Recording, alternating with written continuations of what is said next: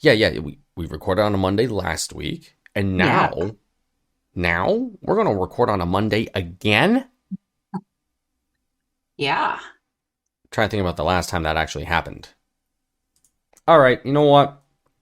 I think we can get this thing started. Five, 4, three, 2, and one. 1. Hello world, here's a song that we're singing. Come on, get happy. Ladies and gentlemen, mesdames, messieurs, bienvenue, welcome to the happy hour. Welcome back, Happy Hour listeners. My name's David Auger. I'm at Metal. No, not anymore. Not For many no more. years, that was the case. I still haven't kicked it. I'm Glaucus123 on Twitter.com still, and Metal Dave and the slew of other, social medias that we all have. Joined as always by Veronica. Yeah. I'm at CHILE_Pepper on Twitter. And we're the Happy Hour. At Happy Hour on Twitter, Happy Hour Pod on Instagram, happyhour.com, the website, and youtube.com/Happy Hour on youtube.com. That's right. If you want to be exacting about it. The Habs are 0-3 this past week. And the Ten Commanders are so happy about it, which is whatever. I don't care about that whole aspect of everything because I frankly don't care about the draft. I care about the actual game. Yeah. If I wanted to watch the draft, I would not watch hockey. I don't know. It's such a weird mindset. Anyway, we've spoken about this before. Yeah. Boston Bruins at the Habs. They look pretty decent. Yeah. All things considered. Back. Could have been worse. I don't recall why I wasn't able to watch the game that day, though. It's yet another one of those mysteries of mine that pop up every once in a while. I'm like, I don't know where the hell I was. I watched it. I was playing hockey. That's right. I remember that's now. right. I had a game, and we tied that game. So my team for the whole season went 1-14-2. Yay! You won. Fantastic. That was awesome. Rejects rule. Rejects black rule. Anyway. So the game against Boston. Kirby Great Dach game. opens the scoring on the Great power game. play. Pretty nice. And then this guy Taylor Hall ties it up for the Bruins on the power play. 1-1. That was all in the second period. First period, nothing. Nada. Yeah. Second period, 1-1 going into the third, and then things kind of went off the rails. David Krejci, and apparently there was some drama with that. Mr. Krejci and Trevor Zegras, wasn't it? Oh no, Zegras. Yeah, I don't know what the drama was, but it didn't involve Krejci. I pulled Krejci into the story. You were talking about Plekanec and Yeah, Krejci. That's right. that's right. I forget that. Completely different drama from the early aughts, I just apparently. met you, and this is Krejci. Here's my number. My name is Davey. So David Krejci, gets Boston up in the third period, followed by Kirby Dach again, scoring, making it 2-2. Hey, great game. Then, of course, who's the one Bruin to take the lead against the Habs in Quebec? None other than Patrice Bergeron, making it 3-2 against, and then I think an empty netter by Pasta. And that's all she wrote for that game. All in all, they looked decent from what I could see. No, they looked great. They looked great in that game. It was just one of those things. Mm-hmm. Surprisingly, time on ice leader throughout the entire game was Kirby Dach. That's defense, not the goalie, of course, but that's, defense altogether, followed closely by Nick Suzuki. Of course. Yeah. And there was not one defenseman that had over 20 minutes that game. That's weird. Yeah, that is weird. I'm pretty sure that, they're still running the 1, 2, 3, 4. Isn't that the game that Edmondson left abruptly? Not sure. Edmondson was clocked at 1945 that game, so he played most of it. Yeah. Yeah, how interesting. So yeah, they're still running with the 11 forwards, 7 defensemen until something evens out at some point. Montembeault, he's not Montembeault anymore. Apparently, he's slowly becoming the person we need in net for that. How about them apples? So that was the Bruins game, and then the Habs went up against the Red Wings, and this was on the 26th of January, which was Thursday, yeah. a Thursday game, which meant I was out drinking, unfortunately. No, I caught this whole game, I think. Oh, that's right. I was pissed because, like, the game was fine. The Habs could have taken it. Habs definitely could have taken it, but everything that could have gone wrong in that overtime pretty much did.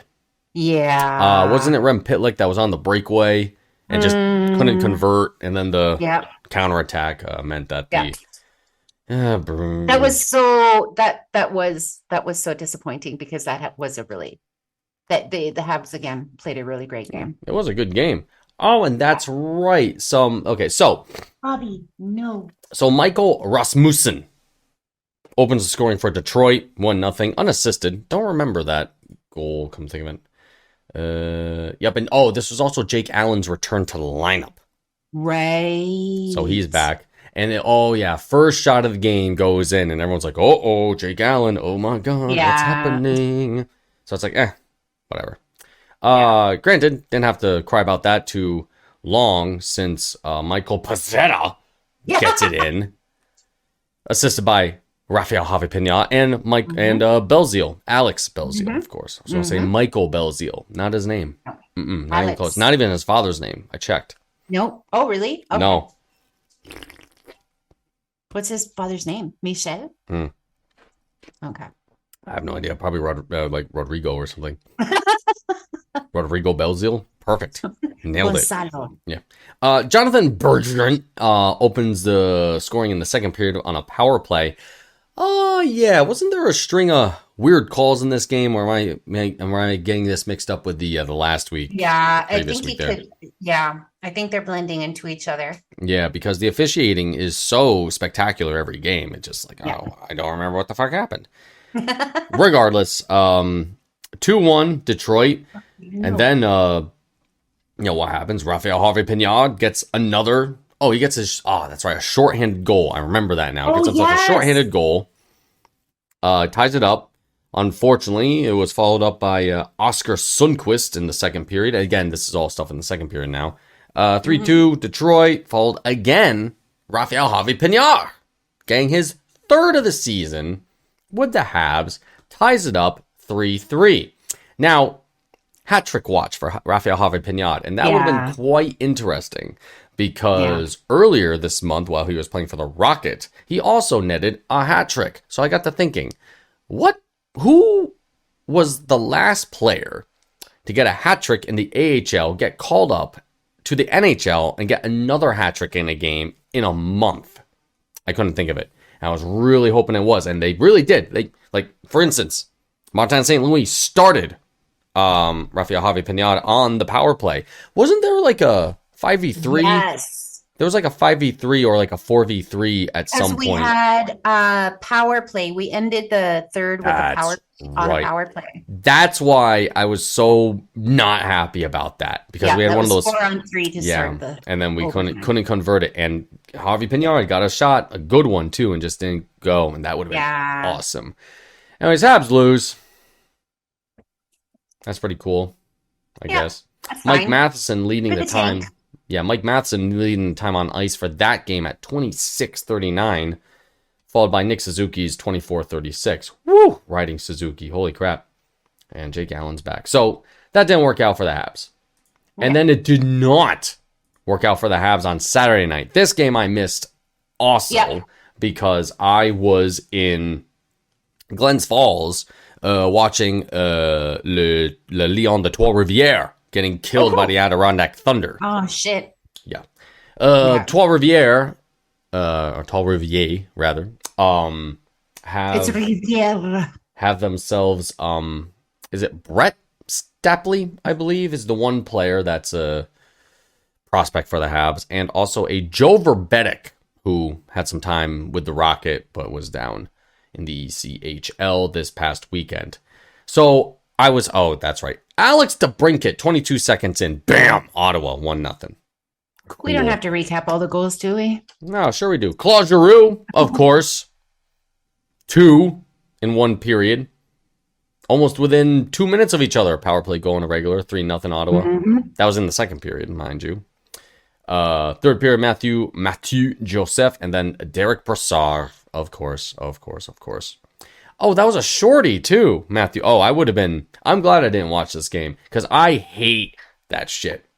Short. Yeah, I stopped paying attention. We were making dinner and doing a bunch of stuff. Like I did not watch. As soon as it was 3-0, I was like, not feeling it.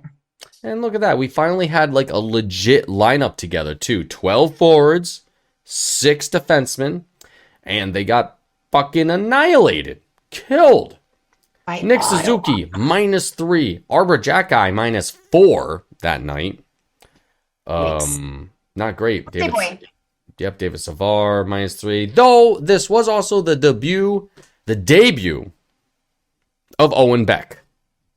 Yes. Which and was- his family, oh my God. Yeah, his whole family was there to watch his son get absolutely trounced by the Ottawa Senators. They were so, like, they got interviewed at the second intermission, I believe it was, his dad and mom and older brother. And did you, I guess if you didn't see it, you didn't catch it, but they were just so sweet. And the guy said, the interviewer, I forget who it was, asked the dad, tell us the story because you were going to get together with him today. And he's like, yeah, I was supposed to have dinner with him. And he said, sorry, Dad, I've got to change of plans. I'm going to be playing in my first NHL game. His dad started choking up. His mom was so sweet. His older brother is so proud. Aw. I don't think that they care that, that it was a horrible loss. They saw their boy play in the NHL, and then he got immediately called back down. Yep, that's right. He played in the NHL for a game, then went right back down to the O, back down to junior. Good job, Owen. He was called up on Season emergency recall, whatever the Yeah. bureaucratic process for that is, because the Habs, the injury bug keeps injuring, it seems. But yeah, Owen Beck, 18 years old, center, picked in the second round, the first pick of the second round by the Habs in the previous draft, 33rd overall. So there's going to be some promise there. Of course, I don't have any of his stats up that I ought to, but he doesn't even have a face on the NHL website. Poor guy. Anyways, there's that. So, yeah, good kid. Nice for them. So yeah, 3 losses in a row. This, of course, then puts the Habs. Where is it? It's somewhere. Last in the division. Yes. They're actually, I don't know how it happened, but the Senators are 5 points ahead of the Habs now. I think they have a bunch of games in hand too. 49 for Ottawa, 50 for the Habs. So they're neck and neck game-wise. Right. Now, with that being said, the Ottawa, they were like way down for a bit. So I guess they started to clean it up a bit. This puts the Habs... And they beat Toronto, which was nice. Yes, that's all that matters. Yeah. Ever. And that's gonna be the only thing that matters until like Austin Matthews gets shipped off to Arizona. So there's that. Yeah, like the Habs beating the Leafs so far, 100% of the time this season, it's like that's all like if the season ends today, I'm good. Oh yeah, me too. Like fine, we beat the Leafs. I don't give a shit. Yeah, I don't care. Half the Bell Center could have burned down. I'm like, nah, we beat the Leafs at least, guys. Come on now. Exactly. So let's see. So the tank picture now that I think we have to start talking about this. No. Habs are in 26th place, and Columbus is 11 points further down. So there's no way in hell that's going to happen. To get Chicago? To get less. No, it's a Columbus. But them too, they're pretty bad. Yeah, Columbus and Chicago are fighting for that bottom spot there. And then I suppose I'll laugh my ass off if neither of them win the lottery. We should also mention, where the hell are they? Oh yeah, Florida. So Montreal's in 26th place. Florida's in 21st. Montreal 44 points. Florida 54 points. And as everyone knows, we have their first round pick, blah, blah, blah, blah, Yeah. blah. So the dream scenario for the draft would honestly be getting both of those picks in the top 10. That'd be pretty sweet. You know, who knows what'll happen, but like I'm saying, just it'd be nice, I guess. So there's that. All right, now on to news. Don't want that one. Last week, Caden Primo was put back down to the Rocket. You know, that's because Jake Allen's back on his feet. So it's Jake Allen and Sam Montembeau for the foreseeable future. We got some. What the hell? Oh, nope, I don't need that. That was incorrect. Oh, that's incorrect too. Oh, I thought I had like injury updates. Whoops. I guess I don't. There is no update. No, nothing. The only thing that happened today was Suzuki, Doc, Dvorak did not participate in practice today. Whatever. Yeah. Treatments, they call it. Because we're so open about what happens. Oh, well, what do they do for... Stupid. I just don't care. If they're not at practice, they're not at practice. Take a day off. It's fine. Cole Caulfield addressed the media about his season-ending injury. And it's an interesting thing because a lot of folks were saying that, or a lot of folks, I think, wasn't it Arpan Basu that wrote an article for The Athletic saying that the Habs brass and doctors pretty much saved Cole from himself? I didn't see that. That seemed to be the case, I believe. Now, anyone can correct me. Please do. But it seems to be that Cole wanted to play no matter what. And eventually, whatever happened, he just kept playing because the doc's like, okay, well, if he feels good, fine, whatever. But blah, blah, blah, blah, blah, blah. But eventually, Habs brass and doctors shut him down. And then that's it. They're always going to want to play. Oh, yeah, always. Always. We've seen it. Yeah, it's We've kind of seen like it. it's kind of like how they always want to tank. It's just, it's what they want to do. No. They always want to play. Like Gallagher is going to have to, he has to have an appendage trailing along behind him, or he's going to take himself out of the game. Exactly. Same, like Shea Weber is just pain. Shea is just pain Weber. That's right. Just So, pain. yeah, I'm sorry, I'm not giving you guys too much of a hero cookie for telling the player he can't play. Like, you can't play, dude. You're a commodity. You're an asset. Mm-hmm. So, dude, next year, like, why play in a failed season? So there are actually some details about what exactly happened to Cole Caulfield, and he talks about it pretty, openly. So I'm just going to go verbatim here on this is just the regular article on the Habs website. Cole Caulfield's words, verbatim. This happened, like the injury, this happened the first time before Christmas in Dallas, and I had an awkward fall, and he's talking about his right shoulder here. I kind of put it back in myself a couple seconds later, and it wasn't that bad. Second time was in Nashville. Same thing happened, awkward fall, and this time it was a little bit more painful. Medical staff just decided to do rehab on it, and that's what they were doing it. And Cole thought he felt 100%, so he kept playing. More verbatim. For sure, if we were in a playoff spot, I'd put it out of my mind I'd be still playing. It really wasn't up to me to stop playing, but in the right circumstances, I feel like this is the best decision long term. And it's hard to come to a conclusion that it's hard to come to a conclusion that this is the best. But like I said, it's about the long term and it'll all work out. So he still wants to play. So I guess he dislocated his shoulder. So there was a play, I can't remember, it might have been against Dallas or Nashville that you mentioned, that he got taken down in front of the net, kind of by the hash marks, I guess. Mm-hmm. Hash marks is like the middle of the zone, right? Yeah, so you got the two dots where they take the face-offs. The hash marks are where they take the face-offs, yeah. Yeah. So, and he got taken down, and he didn't get right back up. And I was like, uh-oh. Because Cole always he's like Arturi Lehkonen. He just always gets back up. And so that seemed to me to be significant that he stayed down there for a couple of seconds because he wasn't waiting for a call or something. It was just like, oh, what's wrong with Cole? Right. Maybe that was then that I just had this like alarming feeling in my heart. Mm-hmm. Let's see. They go on to say, when will the surgery take place? They say it will happen pretty soon. Don't have the details yet on it. How difficult was it to make the decision to end the season early? It's tougher to leave your teammates and not be able to battle with them every night. It's tough watching from up top. I'm not going to lie. But yeah, I mean, it's for the best.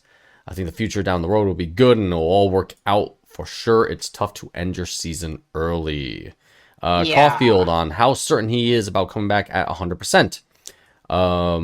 Let's see. I think the people who are looking after me have had guys do it in the past. They know how serious it is, how serious you have to take the rehab and all that. So I have the right people around me looking out for what's best for me.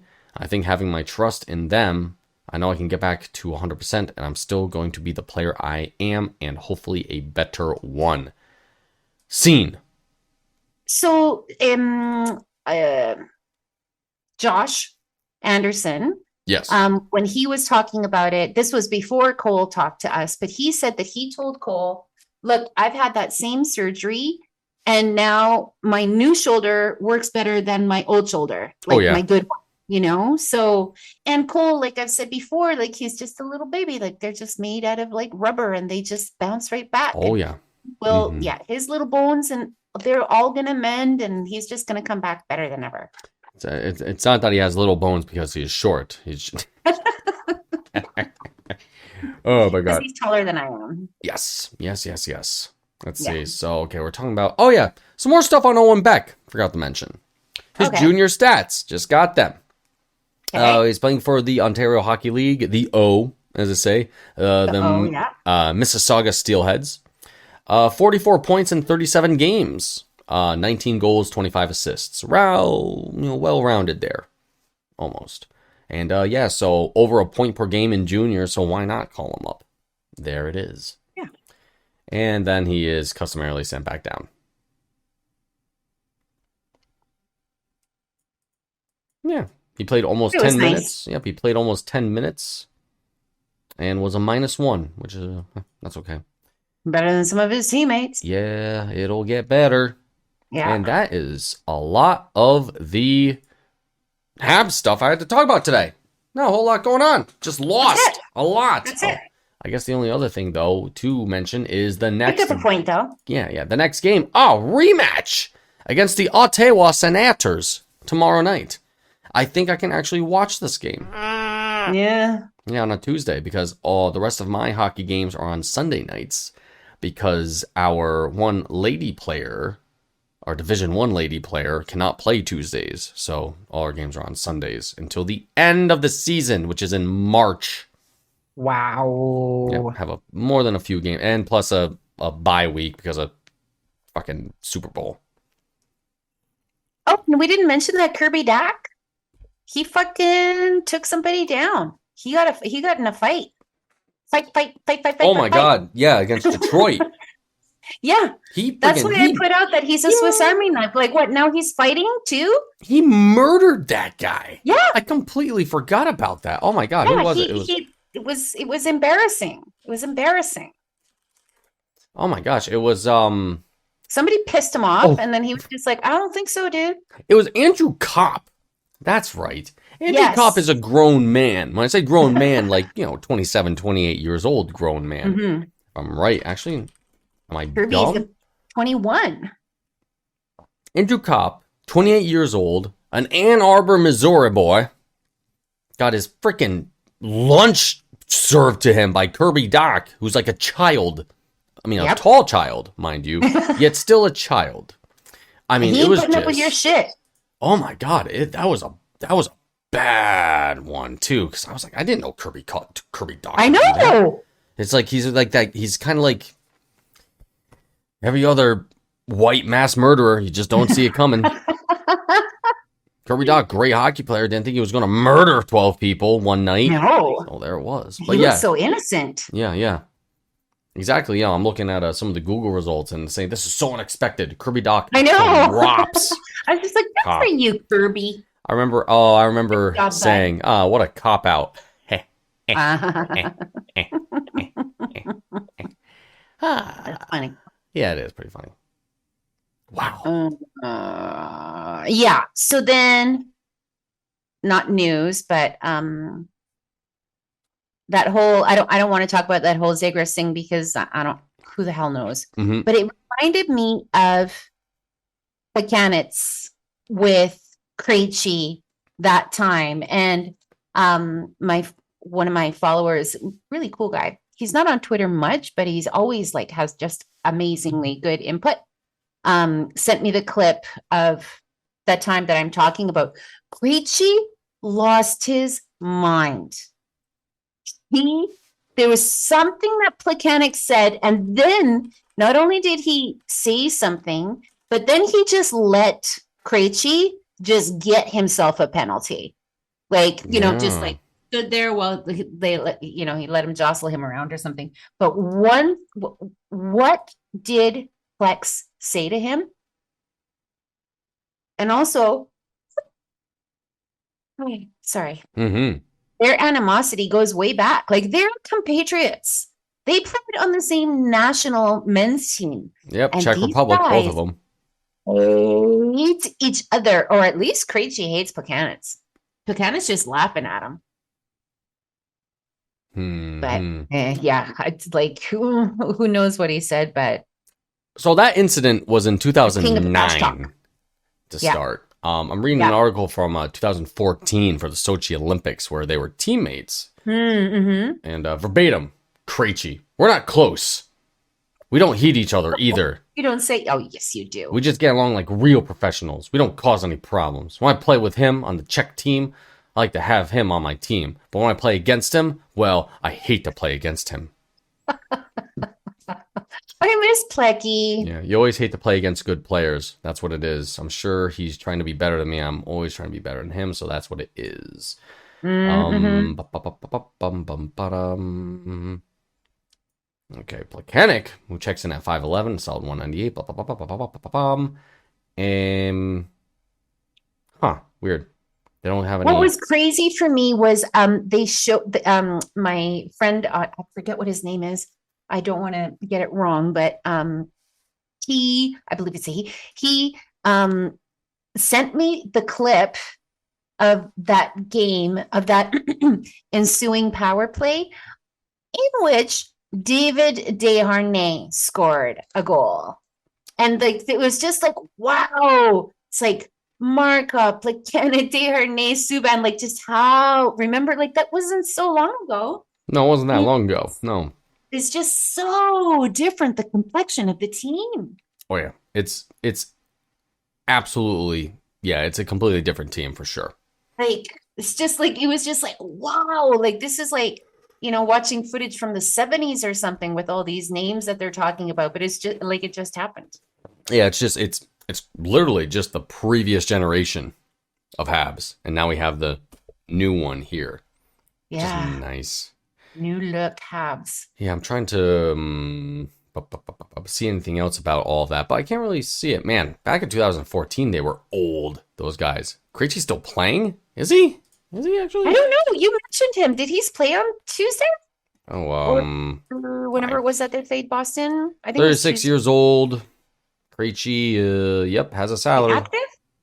Yep. Still with the Bruins. Bruins. Yeah, but I like the Habs acquitted themselves quite nicely against the Leafs, against Boston, and the Detroit game wasn't bad. That Ottawa game, though, dude, what a dud. And I say this without having watched it, but I just thought, like, without having watched the whole thing, but it was, man, what a difference from one Saturday to the next. Yeah, it is weird when that happens. Yeah. I'm just looking at the injured reserve list for the Habs right now. That's actually something to mention. Monahan, there's going to be an update on Monahan, which is, always good news. Yeah. When we have an update about one player that garners like a press release that is announced yet not given yet. Yeah. Okay. But this is who the Habs are missing still. Brendan Gallagher, of course. Jonathan Drouin, Yoel Armia, Jake Evans, Joris Safkovsky, Caden Gooley. That's a significant amount of people there. Then of course, we get to the long-term injured reserve. We're talking about Carey Price. We're talking about Sean Monahan. We're talking about Paul Byron. weren't people saying that we're probably going to get some players back in February, I believe? Well, the Monahan thing's been all over the place. I don't know what to fucking think. Well, thank God we have so much transparency, so we It know seems that- exactly what's yeah. going on. Just seems that all we do is have players who can't play for the whole season. Yeah, that's cool. Yeah, kind of like Markov was on and off for a while there with Markov, injuries, too. yeah, but he came back. Like everybody just said that his career was over. His It's like, knees. no, dude. Yeah, No, dude. poor guy. Oh well. Wow, imagine He's paying. still like one of the most effective, one of my favorite D-men of all time. Yeah, he's awesome. Yeah. Imagine paying Evgeny Dadonov $5 million. Not gonna have to do that next year. Okay, I'm just No. looking at Cap Friendly right now. Double checking Erthang. And then we gotta figure out Cole Caulfield's freaking Contract. It's gonna be something. It's gonna be him, Jesse Ilonen, Rafael Harvey Pinard, Michael Pezzetta, Alex Belzile. I mean, a lot of those guys are minors, of course, the minor league Yeah. players. But who else is a major guy? Jordan Harris. What are they gonna do with him? That's gonna happen. And Jonathan Drouin. Oh, he's UFA next year. Mm-hmm. I don't think they're keeping him. I don't know. I don't know. I don't know. I don't think so. That's my prediction. Dave Diction is that he's gone next year. Gone. See ya. Sick your shit, Jonathan. Same thing with Paul Byron, though. Are they going to keep him? Don't know. Don't know. Gonna be an interesting Maybe offseason. some kind of ambassador role. Maybe again. Speaking of that, this past weekend, it was the Habs fantasy camp, which I did not attend this year. But Andrew Shaw in attendance to play with those that made the trip, and of all the people to show up in the locker room, Carey Price himself came in to say hey to a bunch of people. I thought that was that's pretty damn cool of them. So Yeah. I was looking through some pictures that people were showing, and pretty cool. It was all over the interwebs that his wife, Carey Price's wife, Mrs. Price? yeah, I guess she didn't ask me anything. Did she And now? said- yeah, on the Instagram. I'm sure and- the anything part was something that she did not regret. I don't know. I just saw the one thing about one question that somebody asked. Mhm, Are you guys going to be in Montreal next year? And she said, nope. Really? Yep, they're moving to Kelowna. So that keeps it. And she says, but we'll still visit and everything like that. So it's just like basically the takeaway is what we all knew, that he's, for all intents and purposes, retired. Or they're getting a divorce. Yep. Kelowna, though, holy shit. Yeah. I'm telling you, man. That's right next door to you. Ish. It's about a 4-minute teleportation. It's about a 4-hour drive from where I am. I think It's the interior. I think I actually have a friend that lives in Kelowna. Yeah. Yeah. Gotta hit her up sometime. One of these days. It's like anti-vax right-wing central, though, now. Oh, eh? I bet. Yeah. I bet. I do recall this from my friend talking Yeah. about stuff every once It's in a like, while. it's a little bit like, oh, fuck. Yeah. I've got a girlfriend who lives in Summerland, and it's just like, dude. And like, it just as an aside, like, a lot of these guys are being, they're British Columbia exports. Mm-hmm. These extremist guys, those twins that wanted to get in a gunfight at the bank robbery. Didn't hear about that one. Oh yeah, a couple of twin young men obsessed with guns, anti-Trudeau, went and robbed a bank one day, and then they got their money and they wouldn't leave the bank. They just kept on waiting and waiting because they wanted a gunfight with cops. Shot a bunch of cops, and then they're both dead now. Yeah, I wonder why. Huh. You go onto their social media. Were they afterwards and white? go, fuck Trudeau. Yeah, Oh, yeah. couple of white. Well, I'm men, though. shocked they got killed. Yeah. Like I'm literally like, Yeah. wow, really? That would not happen in these United States. Yeah, I know. we, they would be. We take them prisoner and then we pay for them to rot in Taken prison without for however. incident. That's a No, whole but other these conversation. guys were shooting up cops, right? So Yeah. it's just like, well, Yeah, that's a big guess- red flag, especially in New York City. Yeah. yeah. Mhm. And yeah, there's and yeah, the people are coming out of British Columbia. There is a guy. What was it? There was some kind of I don't know, some kind of right-wing Looney Tune in the States. There's some story and some big story that's circulating right now. Sorry, I don't have my wits about me. But turned out that I think it's the guy who attacked the Pelosi's. He's Oh actually yeah, from that whole Florida. thing. Yeah. He's from BC. Oh, weird. How come you have And I always say, like, I've never seen I've never met an anti-vaxxer. I've never seen any of these people and they're come across them in the street. But like BC boy, there's a scary movement happening here. Anyway. they're everywhere, but we just don't live there. Yeah. New York, Yes. 90% of the state, well, land-wise, is covered in reds. When you look at the map Yes. and you say, "Oh my God, how come the red is so much more than the blue?" Yeah. What people fail to realize is that, square meters of dirt are incapable of going to the voting booth. It's actual people. Yeah. So, I know. When you're in fucking Warren County and there's 20 people in the entire county compared to Albany, where there's 20 people at a bar, it's just, that shit drives me fucking crazy. So there's anyway, the prices are leaving Montreal, Yep, see you later. at least according to the missus. Carrie and Angela And- Price. They care so much about the city, they leave it, just like PK Subban. Anyway, moving on from that. I don't know what else to talk about, Yeah, actually. so you said that Carey Price was at fantasy camp, and that's what made me think about it. Was Mhm. he was at it? He attended a game in the press box, or not in the press box, but in one of the loges. Oh, that was probably with the fantasy camp This guys, past actually. week. Yeah, maybe. It probably was because when I was there, we had I was really lucky Right. that we had Josh George's. Yeah. And I got to sit right next to him and talk to him all Yep, night you were about on the stuff. jumbotron. And I'm sure he loved it. Hey, George, can I sit next to you, pal? Thanks, man. Thanks, buddy. So there was that. Yep, Habs game tomorrow night. I think that's it. Yeah, I can't really think of anything of pertinent that's happened lately. Bobby Hall died. Nazi sympathizer. He can go rot in hell. Sorry for all the Bobby Hall fans. It's actually true. He's a piece of shit. Sorry. Not anymore. He's not. I mean, he will be in a few hundred years. Yeah, I mean, Unless they froze him. I don't know. Whatever. It's one of those things where a great athlete dies. Guy's a legendary athlete.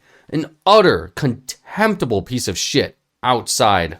On every facet of life that actually matters to people. It's so weird, the gravitas we give to athletes. Can't well, do that. and not only that, but it's just like how you just are not allowed to say anything bad about the guy because he was good at hockey. Dude, he was like a virulent,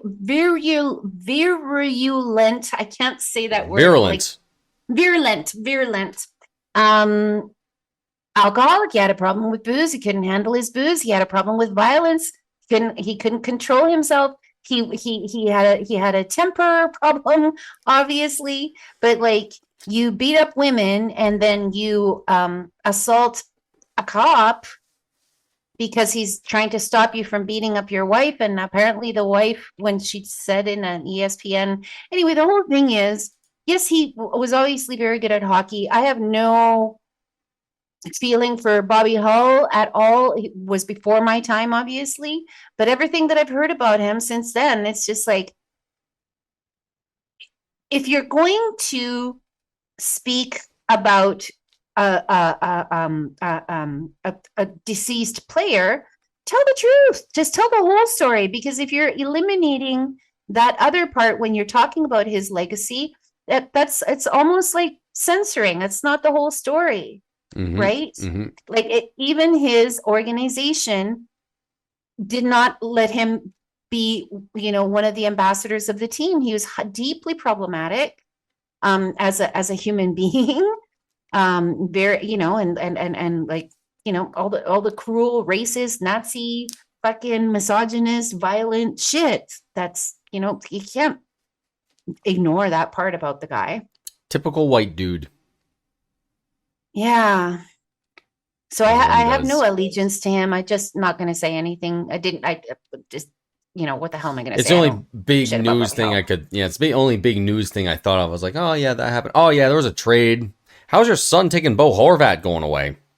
Well, so my son, he's like, this is his first year of being like super hardcore hockey NHL enthusiast, and he's one of my most favorite people on the entire planet. Yeah, that's what my mom says about me too. However, he is one of now he's like completely paying attention to the Islanders. The rest of the season, he's like, I'm just cheering for the Islanders to win every game until the rest of the season now, because there's something with the conditional, blah blah blah, with the pick. So he's one of those guys too, where I say to him, "Well, let's just watch the games." And Uh-oh. Can't do that. Eddie, it's going to be a very long fucking 5 months. It's just like everything. And then, then the lottery and all of that stuff. It's just like, dude, that like the only thing we can do is wait for it to happen and then watch it. Yeah, that's pretty much it.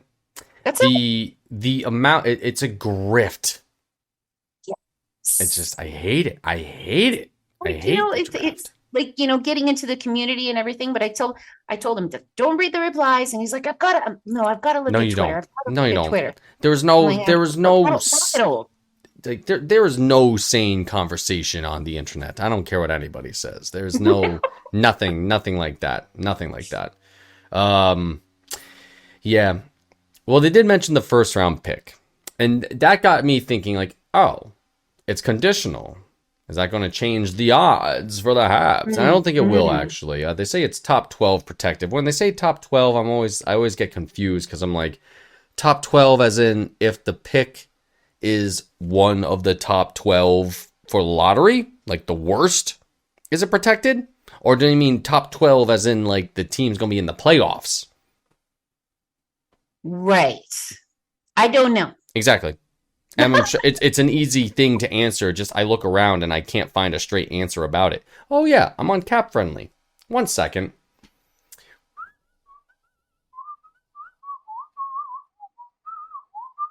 Islanders. Wait, they traded it to Vancouver, didn't they? Yeah. Yes. Vancouver. Oh, there it is. I found it. Okay. Okay, conditions. The pick becomes an unprotected 2024 first round pick if it is in the top 12. If it is in the top 12. So let's go to Vancouver Island. Vancouver Island. And check it out. Okay, conditional pick. Traded Not on to be January confused 30th. with Vancouver. No. Completely Vancouver different. mainland. All right, the pick becomes an unprotected 2024 first round pick if it is in the top 12. That seems to imply, in my small brain, that if it is within the first 12 selections of the draft, then it actually gets booted to next year for 2024, and then it's unprotected, no holds bar. That sounds like a good idea. Which means then, if the Islanders fall from grace, in other words, like if they end up being like a bottom feeder team, Yeah. that means the pick goes to 2024. Right. Okay. Right? Okay. That makes So sense. Max has been preparing himself Yes. for weeks for both Bo Horvat to get traded because they couldn't afford to keep him. And so he wasn't like too shocked. He Mhm. said, Twitter, the fans on Twitter aren't too happy because of Anthony Beauvillier's numbers or whatever. I'm just like, let me tell you a little story about June 29th, 2016. Mm-hmm. When the famous article came out, worst trade in the Habs 110-year history, and it doesn't even come close. Before either player had ever set foot on the ice with their new Who team. wrote that again? Andrew Berkshire. Oh, yeah, that fucking idiot. I'm going on tape saying that. That was so fucking ridiculous. It's still like, yeah, that's just, Oh, my God. and so I just said, just unfortunately, you're just gonna have to wait and see. Just watch, wait and see. Make up your own fucking mind. Yeah. Yeah, Anthony Beauvillier, what a strange guy to throw in for Bo Horvat, of all people. Yeah. It's such a strange thing because, yeah, he's not guy's not going to carry the game on his back. And it doesn't sound like Bo is too sad to be leaving this gong show of an organization. Now, granted, I'm also now checking out Aatu Räty, who was drafted in 2021, 52nd overall in round 2. Oh, wow. And he's, again, not all that much of a flash in the pan. Is he a defenseman? He's a center. What are the Canucks doing? That apparently that's the complaint out of Canucks Nation is they were hoping for a D-man. Man, what are they doing? I don't know. They got a first round. They got a first round pick out of it. All right, that's cool. Yep. So I guess but the players and I mean there is it's not the Habs. I don't care anymore. Yeah. No. As soon as I actually started looking at this, I was like, what is happening here? Okay, so I don't even care anymore. Say bye. Which means, hey, bye. We might get some movement with the Habs at some point. Maybe. I have no idea what the Habs are going to try to do, except maybe try to get another first round pick from, say, maybe a certain horse of power, maybe a certain Steady Eddie, perhaps? Who knows? Because we do not know. We don't know. We won't know until we know. Exactly. Okay. Got some time left. Okay. Trying to think of what I've watched recently. I don't think I've watched much of anything. I've watched a lot of stuff. Cool. I've watched. Okay, so remember how I told you about the White Lotus? Yes. On HBO. Yes. So how I had seen the first season, and it was just a tad too much. Well, of course, I couldn't resist and ended up watching the whole second season as well. So The White Lotus is a series on HBO Max. In Canada, we get it on Crave. And it's basically just these rich folks who go to an all-inclusive resort at the White Lotus hotel chain or whatever. And it's basically just a bunch of really highly unremarkable people who have a lot of money, and their stories aren't even particularly remarkable, but it's just like the acting. It's this whole, I don't know, culture, this TV show. And of course, Jennifer Coolidge is the one who steals the show in both seasons, I think, but no spoilers. Anyway, I highly enjoyed it. That, like sometimes they just go places where they just show everything, and it's kind of just like, whatever, like somebody go to the bathroom or like stuff like that. And it's just kind of like, oh, this is not like, it's just acting like this is, just kind of, it's just so normal and mundane, but somehow they managed to make 8 episodes of it. And I really enjoyed it. I thought it was good. It won a bunch of awards this year too, so I'm not alone. Mm-hmm. How about that? And then on the weekend, for whatever reason, Robbie and I decided to, we were just scrolling through stuff, and we watched The Sound of Music from beginning to end, because I had it in my brain for some reason. Something had This come was up your fault, wasn't it? About it. Yeah. Who would have thought? And so we watched the whole thing. It's such a great film. It is. Mm-hmm. A good film. And the cinematography, the singing, it just all fits. I don't know, it's Julie Andrews' first movie, I think, too. When I was a little girl and I saw that movie for the first time and I laid my eyes on Julie Andrews, I thought she was the most beautiful woman I had ever seen in my entire life, with the orange, Mhm. yellow hair and the big blue eyes. I was just like stunned as a child, and sings like an angel. Anyway, when I was a little girl, I thought Mhm. Julie Andrews was all that. Now, Christopher Plummer as Baron von Trapp, Oh, handsome. who, I Charming. thought he was not with us any longer, the poor guy. Yeah, just recently. Yep. 2000, Canadian. Yep, 2021. Yep, great dude. Yeah. I remember he had a surprise cameo in Star Wars. One of the movies, The Force Awakens, when the new trilogy came out. He was he was like a tribe leader on one of the planets that the Empire was being a bunch of shitty people on. But yeah, I was watching the movie and I thought, is that Christopher Plummer? And it was. I was like, holy shit. Because Yeah. in my opinion, being a Star Wars person, the second, I mean, yeah, the newer movies, that trilogy and all the stuff Yeah. afterwards is pretty much, who can we get in Star Wars? Anybody, Yeah. ever. And I did not enjoy that.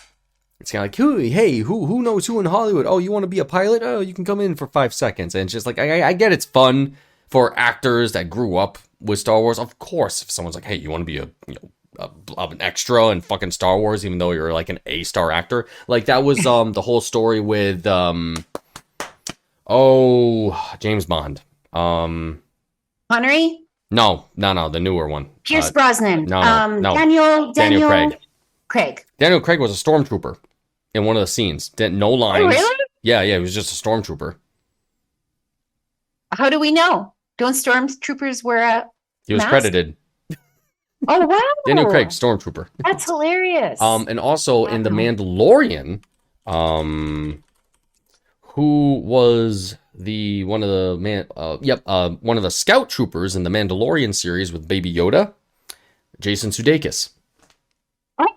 And he has like a 5-minute monologue talking about how much he hates being a stormtrooper and how he just wants to move to like an exotic planet and live out the rest of his days. Oh, that is so funny. It is kind of funny, but I was watching the episode like, what the fuck is going on here? Because this is not Star Wars dialogue.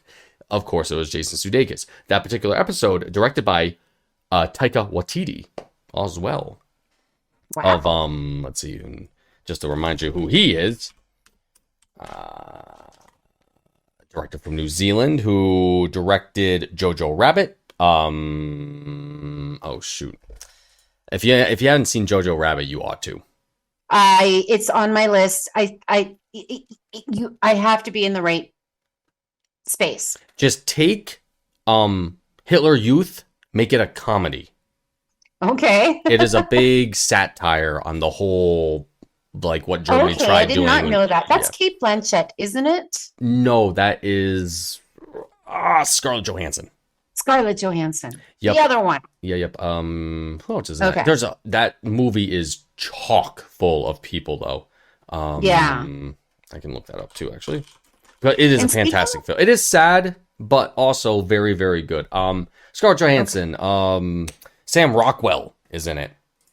Who else is there? Rebel Wilson from. Oh, I love Sam Rockwell. Oh yeah, Sam Rockwell is a great Nazi officer in this too. Ooh, I'll bet.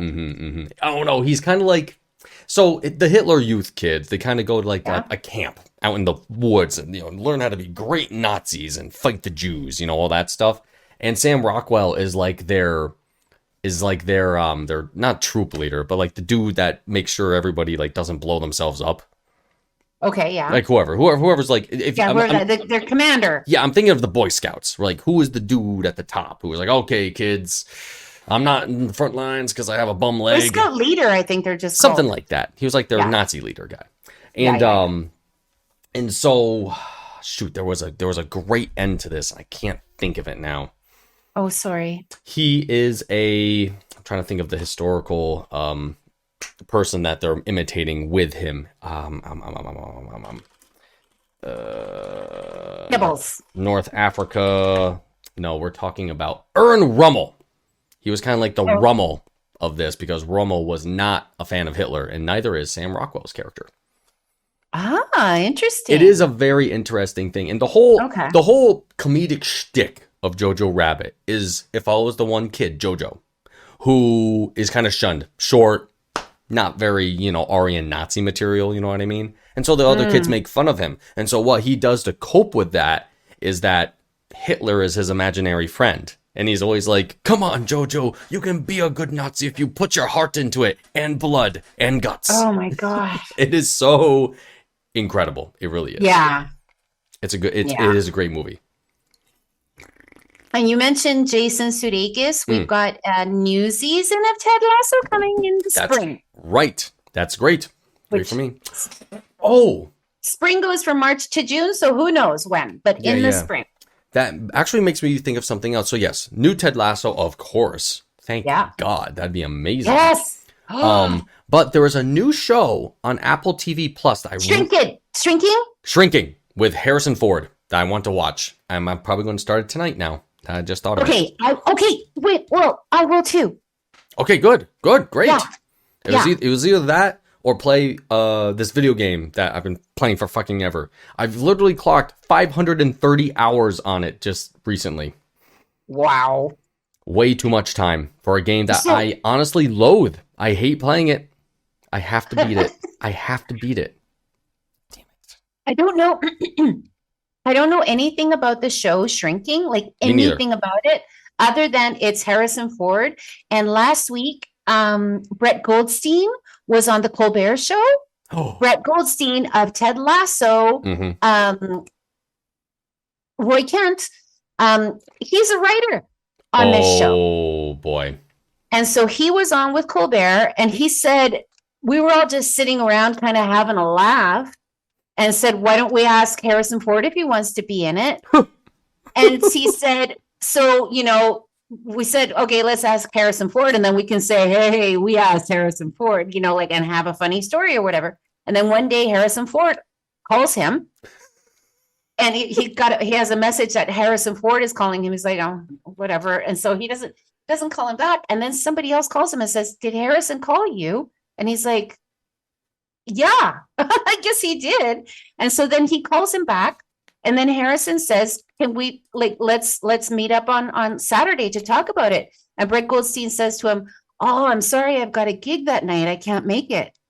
And so then he hangs up, and his partners are all like, you cancel your gig because Harrison Ford wants to meet with you. So he calls Harrison back and he goes, okay, Harrison, can we talk on Friday? And Harrison says, sure, come over to my house.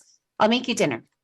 So Brett Goldstein goes over there and walks in, and Harrison says, it's the best script I've ever read in my life. And Brett Goldstein goes, Shrinking? Ever? Like this includes like The Fugitive?